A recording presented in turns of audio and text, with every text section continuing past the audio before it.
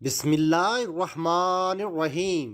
چلتے پھرتے چھوٹا سا وظیفہ پڑھ لو، 300 کروڑ بھی مانگو تو ملیں گے، ٹھیک 5 منٹ بعد معجزہ دیکھنا۔ محترم ناظرین، ماہ شوال کے اس بابرکت دن میں اس تسبیح کا جو خاص عمل میں آپ کے ساتھ شیئر کرنے جا رہا ہوں، یہ شوال کے اس بابرکت دن کے حوالے سے ہے۔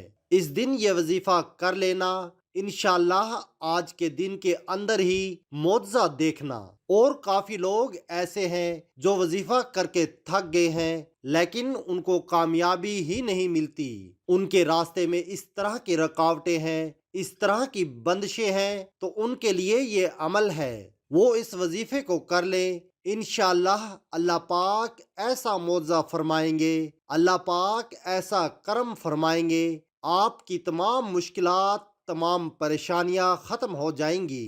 ایک جگہ روایت ہے، ایک صحابی نے عرض کیا کہ یا رسول اللہ صلی اللہ علیہ وآلہ وسلم، دنیا نے مجھ سے پیٹھ پھیر لی ہے۔ آپ صلی اللہ علیہ وآلہ وسلم نے فرمایا، کیا تجھے وہ تسبیح یاد نہیں جو تسبیح فرشتوں اور مخلوق کی ہے، جس کی برکت سے روزی دی جاتی ہے؟ سبحان اللہ و بحمدہ، سبحان اللہ العظیم، استغفر اللہ۔ اس تسبیح کو پڑھنے سے دنیا تمہارے پاس ذلیل ہو کر آئے گی۔ وہ شخص چلا گیا، کچھ مدت ٹھہر کر دوبارہ حاضر خدمت ہوا اور کہنے لگا کہ یا رسول اللہ صلی اللہ علیہ وآلہ وسلم، دنیا میرے پاس اس کثرت سے آئی کہ میں حیران ہوں کہ کہاں اٹھاؤں اور کہاں رکھوں۔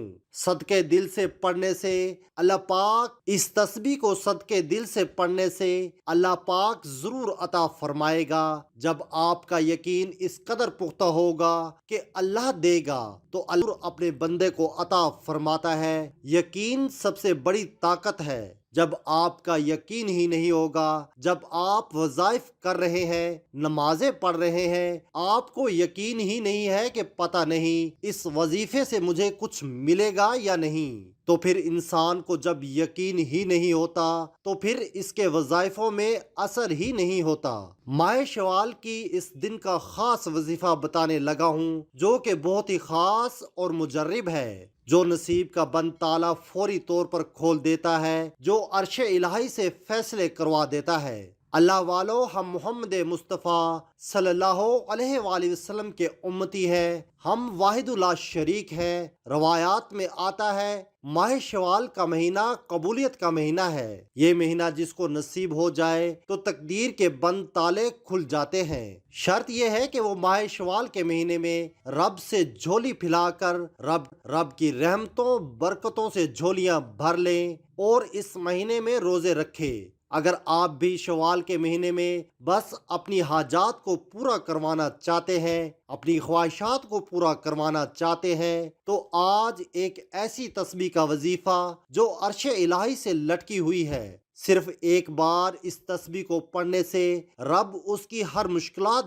دور کر دے گا، اس کے لیے آسانیاں پیدا کر دے گا۔ حضرت محمد صلی اللہ علیہ وآلہ وسلم فرماتے ہیں، اگر پہاڑ سے زیادہ پریشانی ہو، اگر آپ صدقے دل کے ساتھ آپ اس وظیفے کو کریں گے تو انشاءاللہ آپ کی مکمل طور پر ہر پریشانی ختم ہو جائے گی، خواہ وہ پیسے کی پریشانی ہو، گھر کے اندر یا کوئی اور پریشانی ہو۔ یہ تسبیح جو میں آپ کو بتانے جا رہا ہوں، اگر آپ نے یہ وظیفہ کر لیا تو آپ کے گھر کے اندر سے پہاڑ سے بھی زیادہ پریشانی ہوئی تو انشاءاللہ سب ختم ہو جائے گی۔ اس وظیفے کو صدقے دل کے ساتھ، خالص نیت کے ساتھ اور بالکل اللہ تعالیٰ کے سامنے جھک کر، عاجز ہو کر، مکمل یکسوئی کے ساتھ اپنے نبی حضرت محمد صلی اللہ علیہ وآلہ وسلم کا ادب دل میں رکھ کر اس وظیفے کو کریں گے تو اللہ پاک کے حکم سے انشاءاللہ آنکھ جھپکنے تک آپ کے مسائل حل ہونا شروع ہو جائیں گے۔ ماہ شوال کے بابرکت آج کے دن آپ یہ وظیفہ کسی بھی وقت کر سکتے ہیں، جب آپ کو وقت مل جائے، چاہے رات کو یا دن میں یا تہجد کے وقت بھی آپ کر سکتے ہیں۔ آپ نے یہ وظیفہ باوضو ہو کر مصلی پر بیٹھ کر محمد مصطفیٰ صلی اللہ علیہ وآلہ وسلم کی ذات پر 7 یا 11 بار درود پاک پڑھنا ہے۔ درود پاک ابراہیم والا پڑھنا ہے، ایک دفعہ میرے سے اللہم صلی علی محمد وعلی آل محمد کما صلیت علی ابراہیم وعلی آل ابراہیم انک حمید مجید، اللہم بارک علی محمد وعلی آل محمد کما بارکت علی ابراہیم وعلی آل ابراہیم انک حمید مجید۔ درود پاک پڑھنے کے بعد آپ نے 100 دانوں کی ایک تسبیح پر استغفار کی تسبیح کرنی ہے۔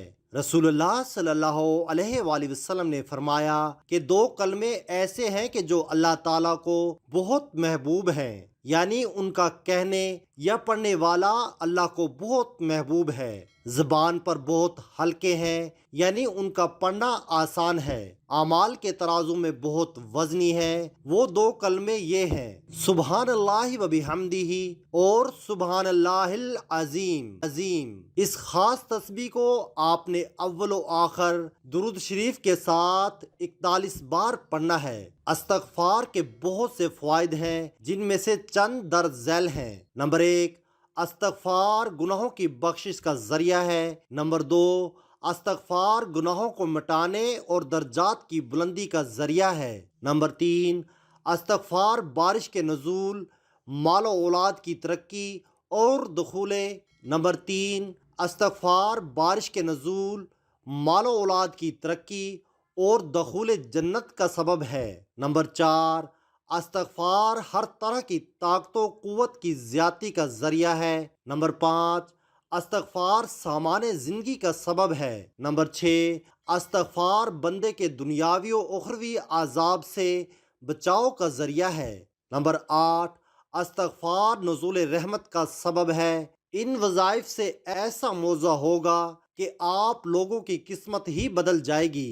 اللہ پاک ہر مشکل کو ختم فرما دیں گے۔ رزق اور دولت کی ایسی پرواہ نہیں ہوگی کہ پیسہ آپ سے ختم نہیں ہوگا۔ میری اللہ پاک سے دعا ہے کہ اے میرے اللہ، اے میرے غفور الرحیم اللہ، ہم سب کی جو جو مشکلات ہیں ان کو آسان فرما۔ میرے اللہ ہم پر اپنا خاص کرم فرما دے، اور میرے اللہ یہ جو سال ہے ان کو خوشیوں کا سال بنا دے۔ میرے اللہ جو ہم نے غلطیاں، جو ہم سے کوتاہیاں ہو گئی ہیں، میرے اللہ اپنے پیارے حبیب صلی اللہ علیہ وآلہ وسلم کے صدقے ہمیں معاف کر دے۔ محترم ناظرین، جب بھی دعا کیا کرو تو عاجزی کے ساتھ گڑ گڑا کر دعا کیا کرو۔ جب آپ عاجزی کے ساتھ گڑ گڑا کر دعا کریں گے تو اللہ پاک آپ کی دعاؤں کو ضرور قبول فرمائیں گے۔